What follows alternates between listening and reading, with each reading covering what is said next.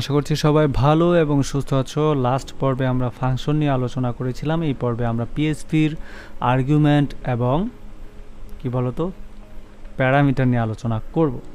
Parameter কি এবং argument কি সেটা আমরা ইন ডিটেলসে তো অবশ্যই আলোচনা করব। এর আগে ফাংশনটাকে আমরা আবার একটু রিভিউ করি। ফাংশন হচ্ছে এমন একটা বিষয় যে ফাংশনটা পিএইচপি বাই ডিফল্ট বিল্ড করা থাকে। ফাংশন একটা নাম দিয়ে ইকো করাইতে চাই। এখন ফাংশনটাকে আমরা যে কোনো জায়গায় কি করব, অ্যাপ্লাই করব। এখন অ্যাপ্লাই যেখানে করব জাস্ট এইখানে ওই ফাংশনটার নামটা দিছি, এটাকে আমরা এখানে জাস্ট বসাই দিলে বাকিটা এনাফ। এখন তোমাদেরকে গত পর্বে আমরা বলছিলাম দেখো আইডি একই, ইউজার নেম একই, কোনো চেঞ্জ নাই, তাই না? তো আমরা চাচ্ছি প্রত্যেকের আলাদা আলাদা ইনফরমেশন থাকুক। এর জন্য কি আমরা প্রত্যেকের জন্য আলাদা ফাংশন করব? এরকম কি, যেহেতু এই ফাংশনটা আমরা একজন অ্যাপ্লাই করলাম, ঠিক এরকম কি আমরা আর একটা ফাংশন তৈরি করব? মাই ইনফো টু, এই যে মাই ইনফো টু, হ্যাঁ my info two, just my info two দিলাম। এটাকে আমরা 2 নম্বরে বসাইলাম। এই একটা উদাহরণস্বরূপ আর কি। হ্যাঁ, এই ধরো 2 নম্বরে বসাইলাম। দেখো 2 নম্বর ইনফরমেশনটা কি ছিল? 2 নম্বর ইনফরমেশনটা ধরো 16 দিলাম, 16 এবং ইউজার নেম 02। ওকে, হ্যাঁ ইউজার নেম করিম আর এটার নাম রহিম। দেখো ইউজার নেম রহিম আর এটা দিয়েছে 15। রিলোড দিলাম। এবার দেখো, খেয়াল করে দেখো বিষয়টা কি দাঁড়াইলো, একটু খেয়াল করে দেখো। আমি নিচেরগুলোকে খেয়াল করব না, এগুলো বাদ দিলাম, নিচেরগুলো বাদ। তুমি উপরেরটা এবং দ্বিতীয়টা দেখো। একটা হচ্ছে রহিম, পরেরটা হচ্ছে করিম। রহিমের আইডি হচ্ছে 15, করিমের আইডি হচ্ছে 16। হ্যাঁ, এদের ইউজার নেম। তো প্রত্যেকের জন্য 20 জন আছে। 20 জনের জন্য কি আমি আলাদা আলাদা ফাংশন করব? বা এখানে 100 জন আছে, 5000, 50,000, 50 লাখ মানুষ থাকতে পারে, ইউজার থাকতে পারে। তাদের জন্য কি আমি আলাদা আলাদা ফাংশন তৈরি করে অ্যাপ্লাই করব? না। পিএইচপি আমাদের আরও একটা সহজ সিস্টেম দেখাই দিছে, যে সিস্টেমটা আমরা যদি জাস্ট অ্যাপ্লাই করে দিই তাহলে আমরা খুব সহজে একটা ফাংশনের ভিতরে সবগুলোকে লেটকা খিচুড়ি বানায়া অ্যাপ্লাই করতে পারি। তো সেই জিনিসটা আমরা আজকে শিখব। তো আমরা কি করব বলো তো? আচ্ছা, আমরা মূলত যে কাজটা করব সেই কাজটা একটু খেয়াল করে দেখো। আমরা এখানে যে জিনিসগুলো করব সেখানে ধরো আমাদের প্রথমে আমরা এই জিনিসগুলোকে কমেন্ট করব না ডিলিট করব? আচ্ছা, এটাকে আমি জাস্ট ডিলিট করি, পরেরটাকে আমি জাস্ট কমেন্ট করি বা কপি করে নিচেরটাকে কমেন্ট করি, দিলাম। দেন এটাকে আমি জাস্ট কমেন্ট করে দিলাম। আর এটাকে আমি কি করলাম খেয়াল করো, এটাকে আমি বাদ দিলাম। ওকে, এখন আমি কি করব? এখন আমরা যেহেতু ফাংশন নিয়ে চিন্তা করব, স্বাভাবিকভাবে ফাংশন লিখব। দেন এখানে আমরা ফাংশনে একটা নাম দিব, তাই না? অথবা এখানে একটা দিব ইউজার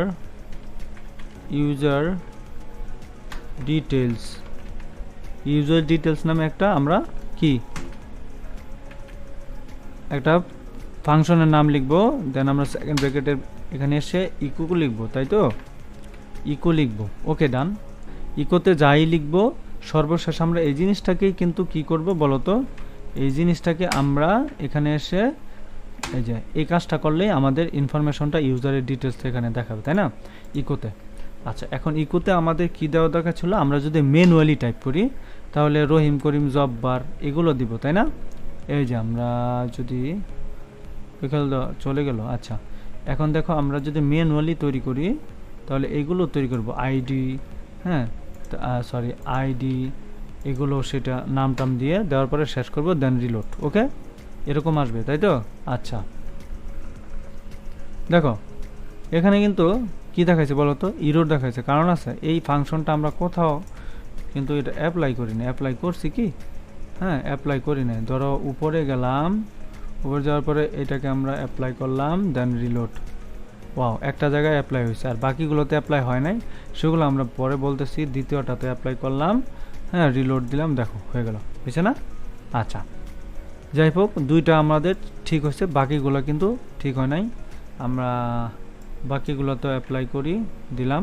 ধরো 3টা দিলাম, যেহেতু 5টা দিছি বাকিগুলো আমাদের থাকবে। ওকে, তো আমরা এখন কি করব? আমাদের যে জিনিসগুলো করতেছি সেগুলোর ভিতরে আমরা ঢুকে এই যে ম্যানুয়ালি জিনিসগুলো দিছি, ইউজার নেম বা আইডি এটা সেটা, এগুলোতে আমরা কি আঁকবো, আমরা কিচ্ছু করব না, আমরা এগুলোকে জাস্ট বাদ দিয়ে সরাসরি সেমিকোলনটা রাখবো। এখানে আমরা একটা ভেরিয়েবল দিব। তো ভেরিয়েবলটা কি, ভেরিয়েবল কিন্তু আমরা সবসময় জানি ভেরিয়েবল হচ্ছে যেমন তোমার একটা ডলার সাইন দিয়ে ইউজার লিখে দেন সমান চিহ্ন দিয়ে যে কোনো একটা স্ট্রিং হোক আর যেটাই হোক আমরা এটার ভিতরে রাখি, তাই না?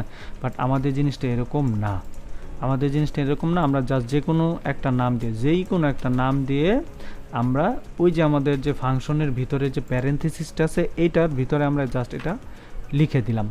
ধরো এইটাই হচ্ছে তোমার ভেরিয়েবল, হ্যাঁ, কিন্তু এটাকে ফাংশনের ভাষা ভেরিয়েবল না বলে প্যারামিটার। ওকে, আচ্ছা, তাহলে এখানে প্যারামিটার দিলাম ইউজার, আর এই প্যারামিটারটাই আমরা এখানে শো করাইতে চাই। তো আমরা কি করলাম, এই যে ইউজার ডিটেলসের ভিতরে একটা ভেরিয়েবল রাখলাম, এই ভেরিয়েবলটাকেই ফাংশনের ভাষা কি বলা হচ্ছে, প্যারামিটার। এই প্যারামিটারটাই আমরা ইকো করব। ইকোটা বলতে কি, এই যে আমরা এখানে ইকো কি করছি, আইডি এটা সেটা সব করছি না, এইটাকেই আমরা এখানে ইকো করব। আচ্ছা, এই ইকোটা কি বলো তো, এই যে ইউজার ডিটেলসের ভিতরে আমরা কিছু ইনফরমেশন আমরা আমাদের মতো করে লিখে দেব।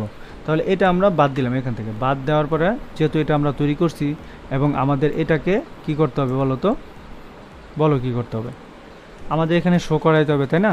তো আমরা মূলত এখানে ইউজার ডিটেলসটা কোথায় দিছি, সবার উপরে যাই, এই যে ইউজার ডিটেলস দিছি, বাট এখানে ইরর দেখাচ্ছে। কেন দেখাচ্ছে জানো, আমরা যখন কোনো প্যারামিটার দিব, প্যারামিটার পাস করব প্যারেন্থেসিসের ভিতরে, অবশ্যই আমাদেরকে সেই ফাংশনের নামের ভিতরে কিছু ইনফরমেশন দিতে হবে। তো ইনফরমেশনটা আমরা প্রথম ইনফরমেশনে কি দিব, ধরো দিলাম আইডি দিয়ে দিলাম 15, দেন কমা দিয়ে নেম দিলাম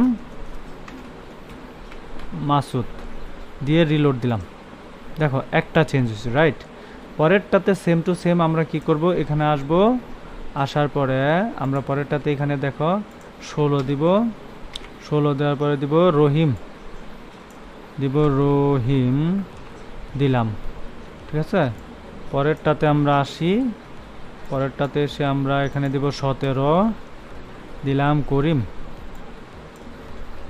করিম। তিনটা কিন্তু মোটামুটি পাস করলাম। দেখো তিনটা ইনফরমেশন কিন্তু ইউনিক চলে আসছে না? জাস্ট এইখানে আমরা চেঞ্জ করলেই আমাদের কি কোথায় চেঞ্জ হয়ে যাচ্ছে দেখো ইজিলি, কিন্তু আমাদের এই জিনিসগুলো কিন্তু আলাদা চেঞ্জ হয়ে যাচ্ছে। এখন তোমরা বলতে পারো ভাই তাহলে এগুলো না করে তো আমরা ইকো দিয়ে করলেই পারতাম না। এখন পিএইচপিতে কিছু জিনিস আছে যেগুলো ইকো দিয়ে সাপোর্টেড না, তো আমাদেরকে অবশ্যই প্যারামিটার পাস করতে হবে।